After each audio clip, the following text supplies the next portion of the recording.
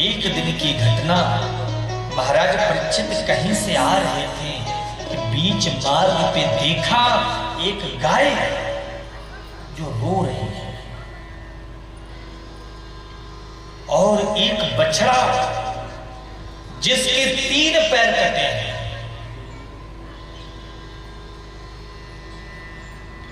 एक पैर के बल से वो खड़ा है। परीक्षित ने देखा मेरे राज्य में और गौ माता पे ऐसा अत्याचार। शास्त्र कहता है भगवान 4 लोगों के लिए पृथ्वी पर आते हैं। विप्रधेनु सुर संत हित लीन है मनुज अवतार। भगवान अवतार किनके लिए लेते हैं? विप्र ब्राह्मण, धेनु गौ माता, सुर देवता और संत साधु। इसलिए आप सभी तो मेरे आसपास के मेरे पड़ोसी हो, आप सब मेरे सब अपने हैं, मेरे खास हो। इसलिए आप लोगों से तो कहने में जरा से भी अब मुझे संकोच भी नहीं होगा। मैं एक ही बात कहना चाहता हूं मेरी माता, प्रिय भक्तों,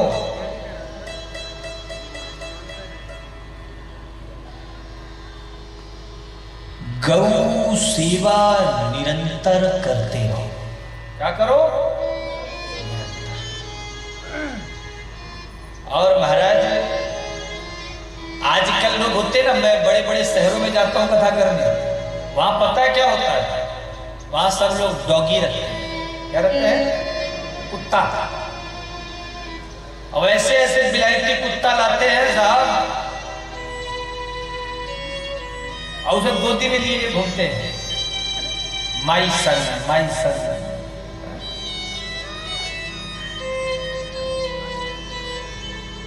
और महाराज मैंने देखा है घर के बाहर भी लिख के रखते बोर्ड के में टांग के, सावधान। किनसे? जोर से बोलो। डर रहे हो क्या? तो सावधान, कुत्तों से सावधान। अच्छा ये बताओ, बाहर लिखा है कुत्तों से सावधान, तो भीतर फिर कौन रहता होगा? बोलो, भीतर कौन है फिर? सावधान कैसे किया जा रहा है?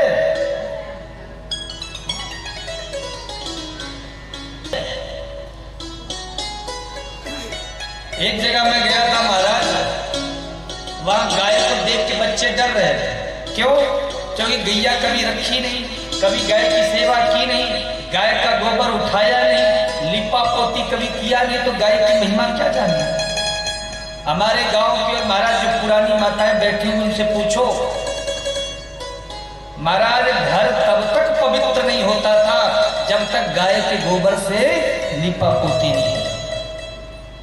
आज तो महाराज विदेशी पत्रों में घर बना लिए तो गाय का गोबर का प्रवेश ही घर में आना असंभव हो गया। गाय का गोबर और गौमूत्र रामबाण है।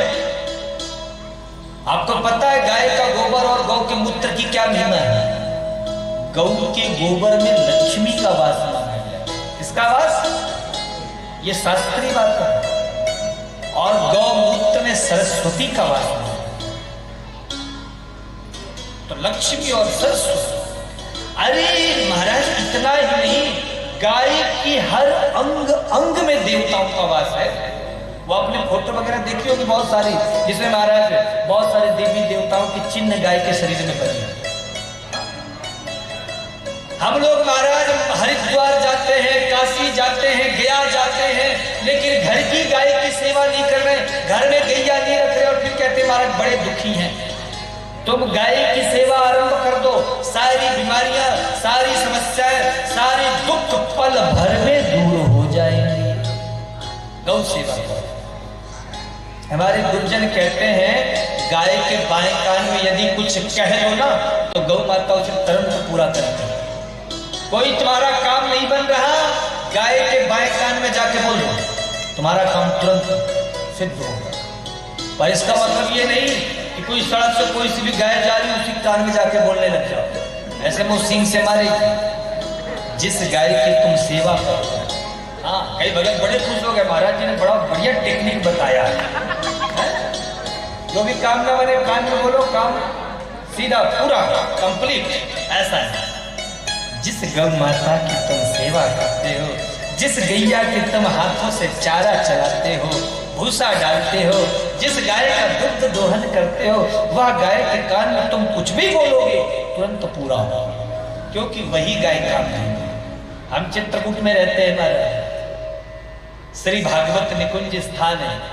आज जब से 20 साल हो गए, लेकिन महाराज हमेशा हमारे यहाँ गाय की सेवा हुई है।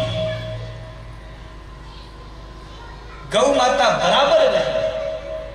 कई लोग कहते हैं महाराज आजकल के घर छोटे हो गए हैं या शहरों में मकान हो जाने से गौ सेवा नहीं हो पाती है। ये सब बहाने हैं महाराज। 4 पहिया रखने की जगह तुरंत बना लेंगे, और बिना आ जाए उसको रखने की जगह तुरंत बन जाएगी, लेकिन साहब गैया रखने की जगह नहीं बनेगी। तो जो लोग ये कहते हैं ना महाराज गाय रखे कहाँ, उनसे कहो 4 पहिया कहाँ रख लेते हो। मन होना चाहिए। गौ सेवा का यदि मन हो जाए तो निश्चित कल्याण है। हमारे यहाँ भी महाराज गैया है, 3-4 गैया है चित्रकूट में, उसके बाछा बाछी भी कई है। और मैं प्राय अपनी हर कथा में बोलता हूँ, देसी गाय है, एक का नाम राधा, एक का नाम नंदिनी, रोशनी, सब महाराज का, और सभी देसी है। आजकल लोग दूध की लालच में गाय भी रखते हैं ना, तो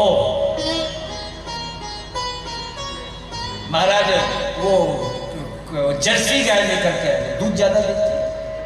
हमारे प्रीतम भैया जी ने कहा गुरु जी, क्योंकि मुझे दूध बहुत पसंद है, पर्सनली बताऊंगा, क्योंकि बचपन से ही महाराज हम किसानों के घर के बच्चे हैं। गाय और गैया के बीच में तो महाराज शुरू से ही रहे हैं, तो बड़ा प्रेम इसलिए रहा ही है। यहाँ भी चित्रकूट में भी कुटिया बनाई तो यहाँ भी गौ सेवा ही हुई बराबर। तो गाय का दूध, दही, माखन, घृत, ये सब ओरिजिनल खाने के शुरू से आदि रहे। तो प्रीतम भैया ने हमसे कहा महाराज जी दूध भैंस का चलेगा, अपने को गाय का थोड़ा मुश्किल हो रही है। मैंने कहा भैया इससे अच्छा फिर अभी छोड़ो ही, चल जाएगा, लेकिन भैंस का जो दूध होता है ना महाराज, ये मोटी बुद्धि करता है। आजकल लोग भैंस बहुत पालते हैं दूध ज्यादा होने की लालच में। भैंस का दूध जो कोई पीता है उसकी बुद्धि भी भैंस की तरह हो जाती है। महाराज फिर आज से प्रातः काल से ना जाने कहां से ढूंढ करके हमारे भैया प्रीतम जी महाराज पूरा एक 2-3 लीटर का 4 लीटर का पूरा दूध गैया का खोज करके लाए कि नहीं महाराज जी को एकदम ओरिजिनल दूध पहुंचना चाहिए। तो गाय का दूध बड़ा लाभप्रद है। भैंस का दूध महाराज नहीं पीना चाहिए। डॉक्टर भी कहता है गाय के दूध को महाराज आप मिट्टी पे डालोगे महाराज धरती में छिद्र हो जाएगा, इतना तेज है, इतनी ऊर्जा है। डॉक्टर भी कहता है कि ऊपर से अगर पिलाना है तो गाय का दूध पिलाओ, भैंस के दूध को कभी नहीं बोलता। गाय के बछड़े को आपने देखा होगा, पैदा होती उछलने लग जाता है, इतनी ऊर्जा होती है उस बच्चे में। भैंस के बछड़े को देखो, पड़ा है तो पड़ा रहता है, जब तक 10 डंडा ना पीछे से मारो तब तक मारा लगता ही नहीं है, पड़ा ही रहता है आलसियों की तरह। तो इसलिए भैंस के दूध को महाराज, वो भैंस का दूध मोटी चमड़ी बनाता है, मोटी बुद्धि बनाता है, इसलिए पीना है गाय की, सेवा करनी है तो गाय की। और एक बात और, केवल दूध के लोभ में गाय की सेवा मत करो कि भैया दूध मिलेगा। गाय की सेवा जैसे आप अपने घर में बूढ़े माँ बाप की सेवा करते हैं, ऐसी गौ माता को भी एक तरफ बोलते हो माँ और दूसरी तरफ महाराज तुम अत्याचार करते हो, तो वह भी उचित नहीं है। तो जैसे घर के किसी सदस्य की सेवा करते हो, ध्यान देते हो, ऐसे गौ माता के भी ध्यान देते हो। अब मैं आप लोगों से क्या बताऊं, नहीं तो ये शरीर अभी बहुत छोटा है पर संकल्प बहुत बड़ा है। इस दास के मन में एक कल्पना है, यह संकल्प है कि अगर कामतानाथ सरकार की कृपा बनी रही और ये शरीर इसी प्रकार से नाम गुण को गाता रहा तो निकट समय बहुत जल्द आप सबके लिए, क्योंकि भिसंडा बहुत दूर नहीं है चित्रकूट से, बाहरी लोगों के लिए तो एक बार बताना पड़ता है, लोग सोचते हैं चित्रकूट कहाँ, हम लोग कहाँ, लेकिन भिसंडा बहुत अधिक दूर नहीं है। तो भगवत कृपा से बहुत जल्द चित्रकूट में हम एक ऐसा अस्पताल बनाने जा रहे हैं जहां पर महाराज घूम रही हैं। बहुत सारे गाड़ी वाले जो हाईवे रोड से निकलते हैं ना, गाड़ी वाले आकर के गाय के ऊपर महाराज ट्रक चला के चले जाते हैं, ट्रैक्टर चला देते हैं, किसी का पैर टूट जाता है, किसी का महाराज कोई बीमारी हो जाती है, किसी का जो है कुछ शरीर का अंग प्रत्यंग खराब हो गया। तो मेरा ये कल्पना है, इच्छा है कि एक ऐसा अस्पताल बनाए चित्रकूट में जहां पर उन गौओं का इलाज हो सके, जिसकी टांग टूट गई हो उसको महाराज नई टांग लगाई जा सके, कैंसर जैसी बीमारियों का भी इलाज हो सके। माई बाप हमें जरा सा भी कष्ट हो जाता है, हम बढ़िया से बढ़िया अस्पताल में दिखाते हैं, लेकिन हम अपनी गौ माता को कोई भी झोला छाप डॉक्टर को पकड़ के ले आते हैं और वो क्या करता है महाराज, थोड़ी बहुत दवाई के तुरंत गएगा 500 रुपए, 300 रुपए, 1000 रुपए, 2000 रुपए फीस। जबकि आपको पता है सरकार बहुत कम पैसे में जानवरों की दवाइयां उपलब्ध कराती है, परंतु कोई सुविधा है नहीं, कोई दूसरा रास्ता है नहीं, तो वही झोला छाप डॉक्टरों से इलाज करवाते हैं और महाराज ना जाने उसमें कितनी गाय मर जाती हैं। और मैं खुद भी इस समस्या का भुक्तभोगी हूं, इसीलिए मैंने संकल्प लिया कि अगर हमारी गायों के साथ ऐसा हुआ है तो आप वृंदावन चले जाओ, कितनी बढ़िया बढ़िया गौशालाएं हैं, गायों के लिए पंखा कूलर इत्यादि की व्यवस्था है, इलाज के लिए व्यवस्था है, संगीत की व्यवस्था है, लेकिन हमारे यहाँ क्या करते हैं लोग, आप सब तो देखते हो महाराज, केवल गाय का दुग्ध दुहा, उसके बछड़े उसके बच्चे का हिस्सा भी दूह लेते हैं, उसके बछड़े तक को भी भूखा रखते हैं और दूध देना बंद सड़क में छोड़ देते हैं। महाराज ये गलत बात है। पहली बात तो गौशालाओं में सेवा करो, सहयोग करो, पर खुद भी गाय की सेवा करो। हम गौ माता से कब जुड़ेंगे, जब हमारे घर में भी गैया होगी, हमारे घर में भी गाय होगा, तब हम गौ माता के प्रति प्रेम करेंगे। तो ऐसा श्री भागवत गौ सेवा धाम अस्पताल का निर्माण कार्य किया जाएगा, जिसके लिए हम लोग महाराज जमीन संग्रह कर रहे हैं। और अगर भगवत कृपा हुई, आप सबका साथ बना रहा, तो ज्यादा समय नहीं, हाँ ज्यादा समय नहीं, अभी गुरु पूर्णिमा के अवसर पर, गुरु पूर्णिमा कब है, जुलाई के महीने में, कब है, जुलाई के महीने में, क्योंकि बहुत सारे लोग ऐसे होते हैं जो लोग महाराज जाते हैं और लोगों से सहयोग लेकर के और उस धन को कहीं और खर्च कर देते हैं। महाराज मैं ऐसे परिवार से आया हूं, जो भी भक्तों का सहयोग मिलता है सबका हिसाब किताब हमारे पास रहता है। हमारे यहीं के श्री माननीय श्री सौरभ अग्रवाल जी हैं, सीए हैं, हमारे चित्रकूट करवी के मेरे परम स्नेही भक्त हैं। महाराज उन्हीं के हाथों में पूरा ये सब लेखा जोखा रहता है और 1 रुपए भी नहीं लेते मुझसे महाराज, उनकी फीस बड़ी लंबी चौड़ी, लेकिन 1 रुपए भी नहीं। और महाराज पूरा वो हिसाब किताब बनाते हैं, कितना किसने दान किया, किसने कितना संस्था में सहयोग किया, और उसका पूरा हिसाब किताब बना करके हमको देते हैं। और हमारी संस्था अब महाराज 12वीं भी प्राप्त कर ली, मतलब टैक्स नहीं लगता। जैसे कोई पैसा धनराशि दी जाती है तो उसका टैक्स लगता है, लेकिन सरकार से पंजीकृत है, तो हमें हमारी संस्था को कोई कर नहीं देना पड़ता, तो कर मुक्त हो गई हमारी संस्था 12वीं के माध्यम से। और बहुत जल्दी 80G भी मिलने वाला, तो बहुत सारे हम लोग प्रयास कर रहे हैं। आप लोग यहाँ पे कथा में पहली बार जुड़े हैं, पर हम कथाएं तो कर ही रहे हैं, और अपने चित्रकूट के लिए कि हमारा चित्रकूट आगे बढ़े, चित्रकूट में ऐसे ऐसे स्थान खोले जाए कि लोग चित्रकूट का नाम बाहर जाकर के भी ले, निरंतर प्रयास कर रहे हैं। तो जुलाई में गुरु पूर्णिमा के अवसर पर हम सभी लोग, गौ माता की कृपा रही, कामतानाथ सरकार की कृपा रही, तो गौ सेवा धाम हॉस्पिटल का भूमि पूजन भी करेंगे। आप सभी लोग इसके लिए आमंत्रित हैं। गुरु पूर्णिमा में वही अपना जो भागवत धाम है चित्रकूट में श्री भागवत धाम, प्रीतम भैया तो जानते हैं, जो लोग नहीं जानते उनसे मिल करके पूछ सकते हैं। एक छोटा सा श्री भागवत धाम बनाया है हमने, तो वही भागवत धाम में ही ये भागवत कथा होगी और उसी माध्यम से सारे भक्त जितने भी हमारे शिष्यगण हैं, श्रोतागण हैं, सब उपस्थित होंगे। और फिर जो गौ सेवा धाम हॉस्पिटल के लिए भूमि संग्रह किया जा रहा है, अधिक से अधिक हम भी कथाएं कर रहे हैं कि भाई जुलाई तक में जितनी भागवत हो जाए उतनी कर लो। अभी महाराज लगातार पिछले 3 महीने से हम भागवत कर रहे हैं। चित्रकूट में अभी यहाँ भी कथा के लिए आए थे, तो प्रीतम भैया का फोन आया, गुरुजी अपनी कथा शुरू होनी है, तो अब उसी दिन ही आए महाराज। तो हमने कहा ठीक है, अब बस पहुंचते चित्रकूट से सीधे आएंगे। तो महाराज चित्रकूट में ज्यादा देर रुके भी नहीं, और जैसे चित्रकूट आए बस झोला वोला रखा, स्नान ध्यान किया और फिर सीधे यहाँ बिसंडा भैया यहाँ कथा करनी।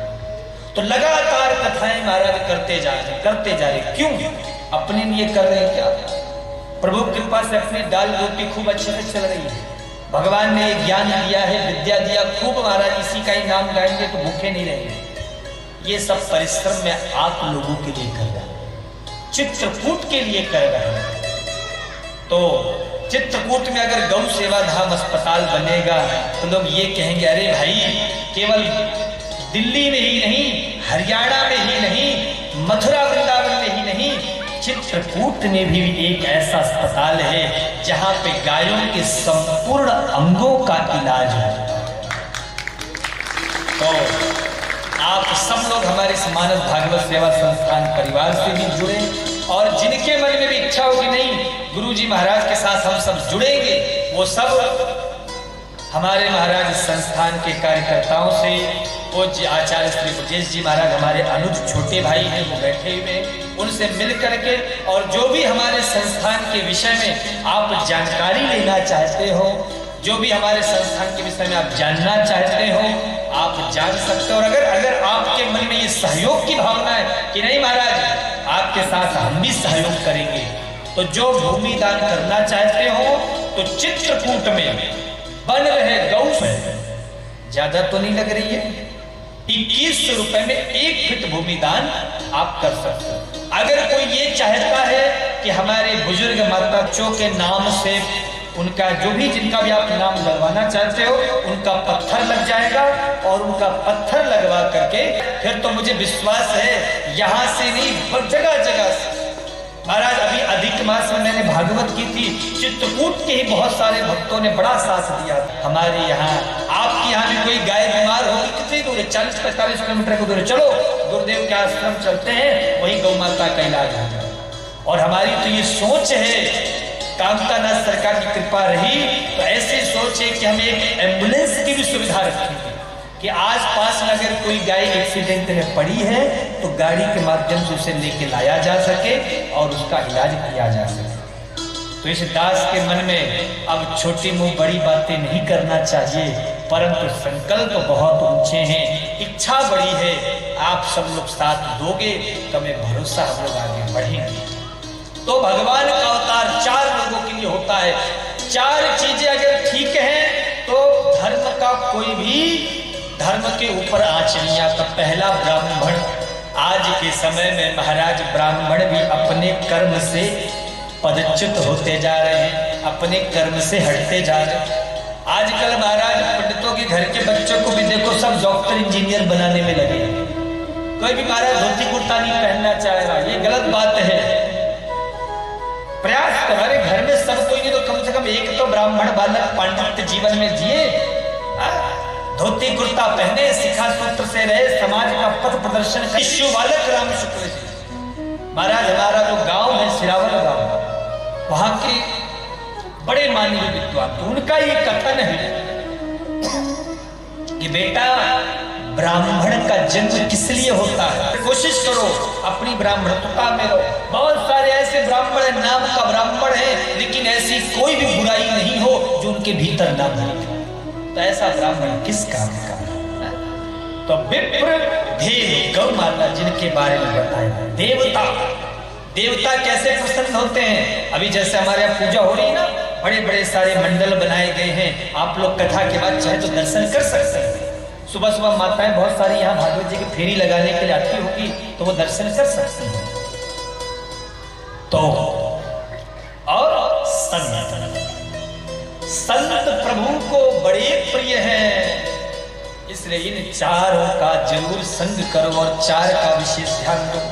राजा परीक्षित ने देखा मेरे राज्य में ऐसा निष्कृष्ट कार्य, गौ माता पे इतना अत्याचार। ये कौन है? ये गाय कोई साधारण गौ माता नहीं है, ये साक्षात पृथ्वी माता है। वो बैल, वो बछड़ा साक्षात धर्म है। सतयुग में धर्म के 4 चरण थे। कितने चरण? जोर से बोलो। 4। और जोर से बोलो।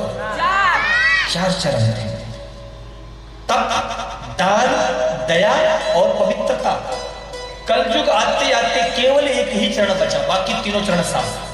त्रेता में 2, द्वापर में 2 और कलयुग में 1। धर्म रूपी बछड़े पर यह अत्याचार देखा तो परीक्षित क्रोध में भर गया। मेरे राज्य में ऐसा निष्कृष्ट कार्य कोई करे? तुरंत क्रोध में भर करके तलवार उठा लिया। जो पीछे एक पुरुष हाथ में महाराज छड़ी लेकर मार रहा था, दौड़ पड़े, आज तुझे मार दूंगा। वह पुरुष चरणों में आके गिर गया परीक्षित से। मेरे चरणों में क्यों गिरो? कौन हो तुम? तो उस कली ने परिचय दिया। उस पुरुष ने बोले मेरा नाम कलयुग है। ओहो अच्छा, तो तुम हो यहां किस लिए? कलयुग ने कहा महाराज मेरा आगमन हुआ है, तो मेरा जो काम है स्वभाव वो तो करूंगा ही। तुम में क्या क्या कमियां हैं, बुराइयां क्या क्या है? बोले दुनिया की ऐसी एक भी बुराई नहीं है जो मेरे भीतर ना हो। दुनिया की सारी बुराइयां हैं मेरे भीतर। अच्छा, तो अच्छाई क्या है? अच्छाई कुछ भी नहीं है, एक ही अच्छाई है। जानना चाहते हो आप भी? क्यों विसंगा की माता हो? जानना है तो नोट कर लो, बार बार नहीं बताऊंगा, आप भी सब लिख लो। कलयुगी केवल, केवल की बात यहां पर कर रहे हैं। कलयुगी केवल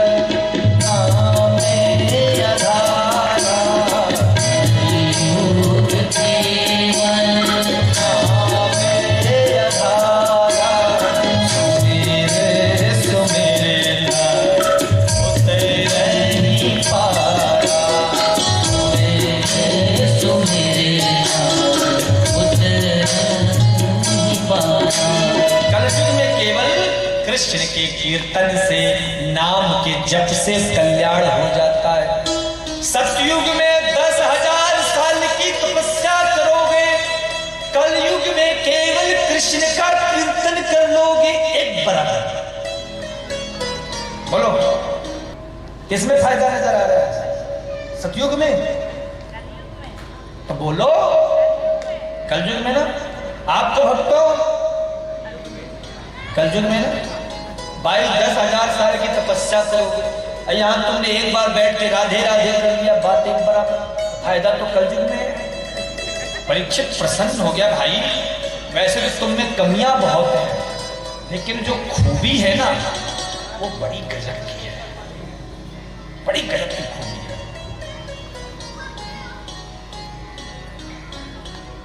तो 4 स्थान ले जाओ। तुम में ये जो खूबियां हैं, इसलिए मैं तुम्हें 4 स्थान देता हूं। अभ्यर्थे तदा तस्मै स्थानानि कलयो ददौ। 4 स्थान दिए। कौन कौन से स्थान?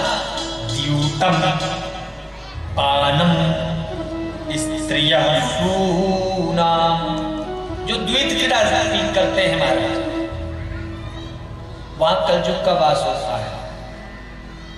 जो शराब पीते हैं ना, वहां भी कलयुग रहता है। शराबियों को देखा है आपने कभी? शराब पीने वाले से मिले हो? महाराज शराब पीने के बाद कितने भी अच्छे घर से क्यों ना हो, गंदे नाली में पड़े मिलते हैं। महाराज शराब क्या करती है? सड़ा देती है, राख कर देती है और बर्बाद कर देती है। ये शराब के लक्षण है। तो द्यूतम पानम स्त्रियः सूनाम यत्राह धर्मश्चतुर्विधः। जुआ में कलयुग का वास होता है। कई लोगों का आपने देखा होगा, यहाँ कथा चल रही है ना, अभी आप जाओगे ना, कई जगह महाराज मोहल्ले में, चौराहे में आपको ताश पत्ते खेलने वाले मिल जाएंगे, खेलते रहे। एक तरफ महाराज बीड़ी सुलगा लेंगे, एक तरफ महाराज पत्ते खेलते रहेंगे। अब महाराज कब 4 घंटे हो गए, 5 घंटे हो गए, पता ही नहीं चलता। महाराज जुआ में कलयुग का वास होता है। इसलिए अगर कलयुग से आपको बचना है तो जुए से दूर रहो, शराब से दूर रहो। स्त्री सूनाम, जो महाराज पराई नारी पर कुदृष्टि डालता है, पर स्त्री गमनकारी होता है, वहां भी कलयुग का वास होता है। तो 4 स्थान दिए हैं। परीक्षित से कहा, महाराज ये सारी तो गंदी जगह, एक अच्छी सी जगह दूंगा, आपको मेरी एक खूबी भी तो पसंद आई है, तो एक बढ़िया सी कोई जगह दे दो। तो परीक्षित के मुख से निकल गया, जाओ मैं तुम्हें स्वर्ण में भी स्थान देता हूं। बस फिर क्या था। परीक्षित महाराज सोने का मुकुट पहनते थे, उसी मुकुट को जैसे धारण किया, कलयुग ने महाराज प्रवेश पा लिया। अच्छा, कलयुग का क्या धन में भी स्थान और स्वर्ण में भी स्थान है? बोले नहीं, ऐसा नहीं है। जो पाप से कमाया हुआ धन होता है वहां कलयुग का वास होता है, और जो धर्म